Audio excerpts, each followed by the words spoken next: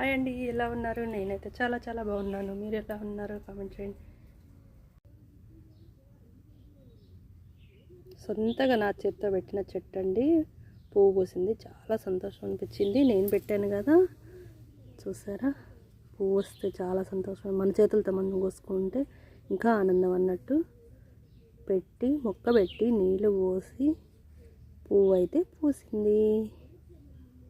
చూసారా? ఇంకా మొగ్గలు కూడా వచ్చాయి పక్కకి. కానీ ఇంకా చాలా పెట్టాను మందార మొక్కలు, ఇంకా బతకలేదు. ఇదైతే బతికింది, ఇంకొన్ని అయితే బతికినాయి అన్నట్టు. ఇదైతే పువ్వు పూసింది, చూసారా? పెద్దవకు ముందే, కానీ బతికింది ఇది కూడా. మన చేతులతో మనము ఇలా మొక్కలు పెట్టుకొని అవి పువ్వులు కానీ పళ్ళు కానీ ఏదైనా వస్తే చాలా సంతోషంగా ఉంటుంది కదా. నాకు కూడా అలానే అనిపించింది. మీకు ఎలా అనిపించిందో కామెంట్లో అయితే తప్పకుండా తెలపండి. మా బ్రూనో చూసాడా ఎలా నిద్రపోతున్నాడో? బ్రూనో,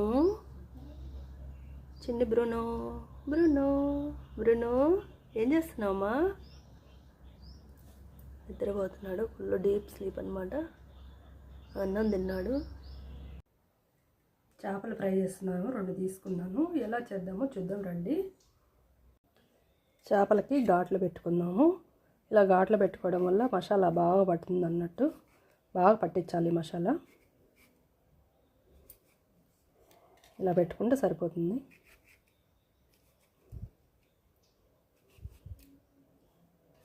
చూసారు కదా, ఇలా పెట్టుకోవాలి.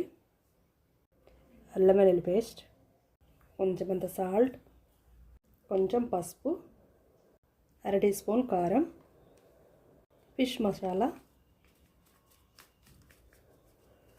నిమ్మరసం కొంచెం పిండుకోండి.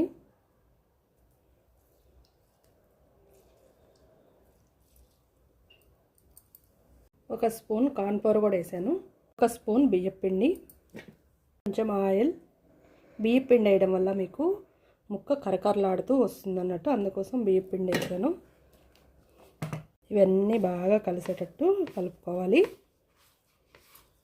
ఈ మిశ్రమాన్ని ఇప్పుడు మనం బాగా చేప ముక్కలకైతే పట్టించాలి. చూస్తారు కదా, ఇలా బాగా పట్టించుకొని 1/2 అవర్ ఫ్రిడ్జ్లో పెట్టుకోవాలి. చేపకు కూడా అలానే పట్టించుకుందాము. బాగా పట్టాలన్నట్టు మసాలా. ప్యాన్ పెట్టుకొని ఆయిల్ వేసుకోవాలి. ఆయిల్ ఏంటి ఎర్రగా ఉందనుకుంటున్నారా? చేపల ఫ్రై రెడీ అయింది. మనము దగ్గరే ఉండి ఇవి తిప్పుకుంటూ మాడకుండా ఇలా ఫ్రై చేసుకోవాలి. చేపలు చాలా టేస్టీగా ఉంటాయి. పప్పుచారులకైతే పక్కన చాలా బాగుంటుంది.